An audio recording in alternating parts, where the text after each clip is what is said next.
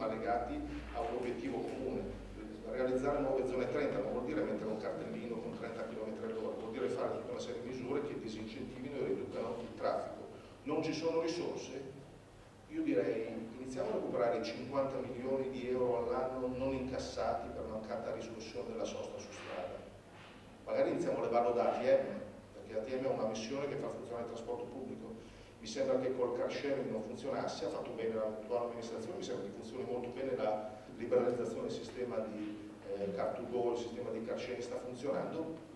ATM ha un'altra mission, leviamogli il controllo della sosta su strada perché lo sta facendo poco e male, e questo poco e male costa 50 milioni di euro anno di mancate riscossioni, mancati introiti al comune per la sosta, per il pagamento della sosta. Avete idea di che cosa si possono fare oltre agli introiti di area C con 50 milioni? Perché estendere area C vuol dire potenziare il trasporto pubblico nell'area più estesa per dare un'alternativa all'uso dell'auto.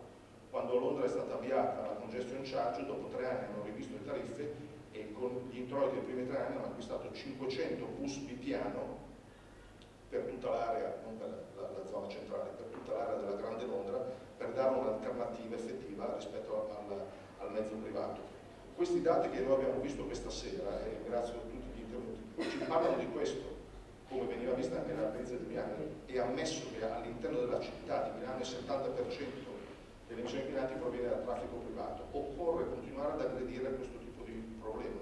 Non possiamo pensare di aver risolto il compitino con l'area C, da portare nel convegno internazionale perché sta funzionando, ma c'è una parte, il restante 85% della città, che vorrebbe respirare e godere degli stessi benefici che questa misura che sta funzionando sta garantendo in centro.